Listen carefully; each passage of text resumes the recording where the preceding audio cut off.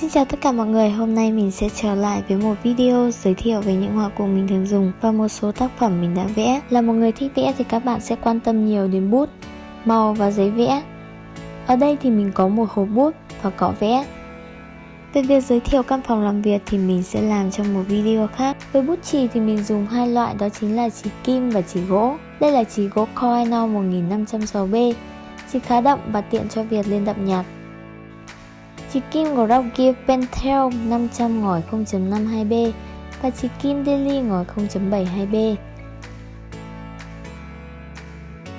Tuy nhiên để vẽ phác thảo thì mình chủ yếu dùng bút chì kim Pentel vì bút cầm rất chắc tay, còn bút chì Daily thì cầm khá trơn và nặng. Những ngòi chì mình chọn sẽ thường đậm và mềm. Với bút đi nét thì mình có bút line của Copic. Màu đen thì mình dùng bút có ngòi 0.1. Riêng đối với bút line màu của Micron, mình chỉ mua bút màu nâu ngòi 0.05. Bút line màu nâu thích hợp cho việc vẽ nét để tô màu nước. Ngoài ra mình còn có bút line 0.05 màu đen của Mavi và ngòi brush. Tuy nhiên ngòi brush của Mavi nét không được đẹp cho lắm, cho nên mình đã mua thêm một bút brush của Pentel. Bút này được đánh giá cao khi có thể vẽ được cả nét mảnh và nét dày. Mực khá nước. Mình mua một bộ bút gồm có 2 ống mực với giá 210.000 và mua thêm 4 ống mực dự phòng với giá 100.000. Còn đây là bút sắt. 3 năm trước mình có tham gia vào một nhóm vẽ truyện tranh và giờ thì trông nó khá cũ vì đã không được sử dụng một thời gian rồi. Tiếp theo là một số cọ vẽ của mình, bao gồm có cọ móc của hãng Nabi Holy Snow và cọ Asgard, có thư pháp nét mảnh và một số cọ khác nữa. Thông tin của từng loại cọ mình sẽ để bên dưới phần mô tả nhé. Ok, vậy là mình đã giới thiệu qua một số bút mình hay dùng. Và bây giờ chúng ta sẽ cùng xem những màu vẽ mà mình có. Đây là góc nhỏ mà mình đựng màu vẽ.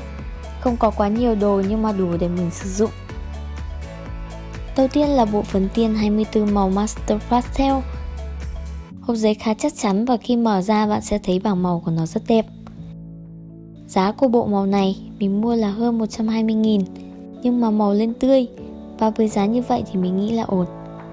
Tiếp theo là màu nhũ Starry Superior set 5 màu và có kèm thêm cọ nước. Màu nhũ mình mua để tô trong tranh màu nước với giá là 140.000. Đây là hộp màu chiết Hoban Watercolor 48 màu. Với những hộp màu chiết như thế này sẽ phù hợp cho những bạn học sinh chưa có điều kiện để mua được cả một bộ màu lớn của Hoban. Vẽ màu nước bạn chỉ cầm một lượng nhỏ cũng đủ để lên màu tranh rồi. Tùy thuộc vào nhu cầu bạn vẽ để có thể chọn những hộp màu full hoặc là những hộp màu chiết để dùng. Với một bộ full 48 màu sẽ có giá hơn 2 triệu, còn màu chiết sẽ có giá khoảng 285.000 nha. Còn đây là hộp màu Leningrad 24 màu, mình đã dùng được hơn 5 năm rồi. Nó được đựng trong hộp gỗ cũng đã cũ thêm 5 tháng. Bên trong màu vẫn còn rất nhiều. Tông màu nước của Leningrad khá trầm. Lát nữa mình sẽ cho các bạn xem bảng màu nước mình đã test. Màu nước của mình còn khá nhiều vì 2 năm trước mình chủ yếu vẽ máy và vẽ chì. Hiện tại thì mình đã dùng màu nước nhiều hơn rồi. 2 hộp màu chiết này mình được tặng. Trong này có màu Hoban Watercolor và màu nước Pentel. Bên cạnh là hộp màu chì Primacolor 36 màu với giá 900.000. Màu được đặt trong hộp thiết để bảo quản tốt hơn. Hộp gồm có 3 ngăn màu, màu tươi và hòa trộn tốt. Nếu có điều kiện thì các bạn nên sắm em này, đảm bảo mọi người sẽ thích nó. Còn đây là bộ màu marker Copic CL 36 màu của Nhật Bản. Đây là dòng marker cao cấp, với giá cho bộ màu này dao động từ 3,3 triệu đến 3,7 triệu. Có những nơi sẽ bán với giá gần 6 triệu, cho nên bạn cần cân nhắc trước khi mua. Màu marker dùng khá khó, cho nên bạn cần có thời gian tập luyện với nó. Còn đây là màu Ecoline mã 640. Mình mua vì màu xanh của nó rất đẹp và sáng nữa. Tiếp theo hãy xem giấy vẽ của mình có gì nào. Mặc dù rất muốn cho các bạn xem những tác phẩm 5 năm vẽ của mình, nhưng mà chỗ tranh đó đã biến mất trong một lần chuyển phòng. Hiện tại mình chỉ còn rất ít tranh mà thôi. Mình có một quyển sổ sketchbook dày 120 trang. Sổ này thích hợp cho vẽ chì và chì màu. Trong này có một số tranh mình đã vẽ trong năm nay và nó cũng đã có video rồi. Các bạn có thể xem chi tiết video mình đã đăng trên YouTube. Sổ tuy dày nhưng mình đã vẽ nháp rất nhiều, cho nên cũng sắp phải thay đổi sổ mới rồi. cũng là một quyển sổ sketchbook nhưng bé hơn. Mình không có thấy ghi kích thước ở trang bìa. Vân giấy cũng không quá sần và có hơi trơn. Giấy không bám chì tốt nhưng phù hợp với vẽ bút marker hoặc là chì màu. Vì định lượng thấp nên đây không phải là loại giấy phù hợp để có thể vẽ màu nước. Mình có vẽ thử vài bước trong này để test màu trên giấy thì thấy màu lên khá ổn. Mình nghĩ là dùng một quyển sổ nhỏ như thế này để vẽ ý tưởng sẽ tiện cho việc mang theo bên người. Giá của quyển sổ này khá rẻ, còn chưa đến 20.000. Mình mới thử cho nên không vẽ được nhiều tranh lắm. Sổ Imma Sketchbook. Dạo này mình hay vẽ tranh nhỏ cho nên thấy khổ A4 khá là to. Một sổ màu nước Nabi Aquafab. Quyển sổ này mình dùng để test màu nước. Đây là bảng màu nước của hãng Hoban. Mình phải tô theo thứ tự sắp xếp trên hộp màu. Có một số màu bạn sẽ thấy nó chênh lệch máu rất là ít, cho nên việc vẽ bảng màu ra giấy như thế này sẽ giúp bạn dễ nhớ và quan sát hơn. Bên cạnh là bảng màu của Leningrad, màu trầm và đặc hơn so với màu Hoban. Và đây là bảng màu marker Copixial set B, bao gồm những tông màu đậm nhưng mà cũng đầy đủ các gam màu nóng, lạnh và trung tính. Phía sau thì mình chưa vẽ được gì cả. Sổ Nabi Imma Sketchbook 32 trang. Bên trong thì mình cũng đã làm một bảng tiếp màu chì Prima. Như các bạn thấy thì giấy này bám chì máu rất tốt và màu chì lên cũng đẹp nữa. Còn đây là một số dáng vẽ tay của mình bằng bút line Micron và bút marker Copixial. Để luyện tập vẽ tay thì các bạn nên chép theo mẫu có sẵn hoặc chép lại các dáng tay của các bạn. Khi mới tập bạn sẽ thấy khó, nhưng việc ký họa và nghiên cứu mẫu là cách tốt nhất để các bạn giải quyết được vấn đề. Ngoài ra thì mình cũng có vẽ thêm một số dáng tay khác nữa.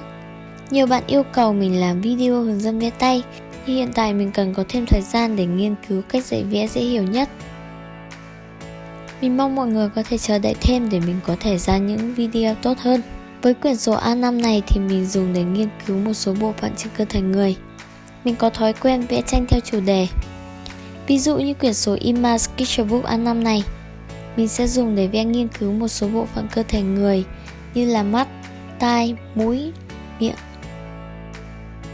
Hoặc sổ Sketchbook Sakura này thì mình sẽ dùng để ký họa nhân vật.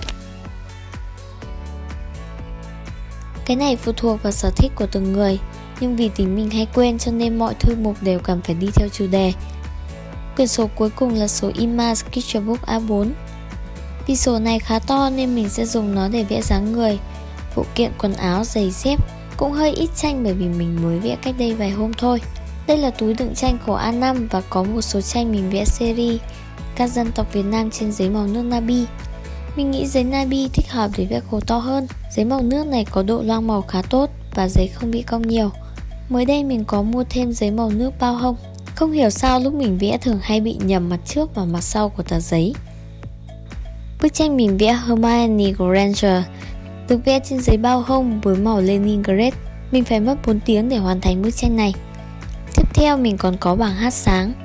Bảng này để mình vẽ lại nét trên giấy màu nước từ những bảng phác thảo. Những bạn mà chưa chắc nét thì nên sắm một em này. Khi vẽ trực tiếp phác thảo trên giấy màu nước bạn sẽ phải tẩy xóa nhiều. Nó sẽ ảnh hưởng đến giấy vẽ. Vậy nên hãy cứ vẽ nháp trước rồi vẽ lại nét mới trên bảng hát sáng là dễ dàng nhất. Nếu bạn nào đã biết thì mình cũng hay vẽ máy, cho nên mình có sắm một bảng Wacom Intuos CTS 680 với giá lúc đó là 3,2 triệu. Mình mua vào năm 2014. Còn đây là bảng Wacom Intuos Pro có giá là 8 triệu. Các bạn có thể thấy những phần xước này chính là vùng mà đặt bút vẽ nhiều. Mình nghĩ là mình nên kết thúc video ở đây rồi. Hãy ủng hộ mình bằng cách like, share, comment và đừng quên nhấn nút subscribe nhé. Thank you for watching. Bye bye.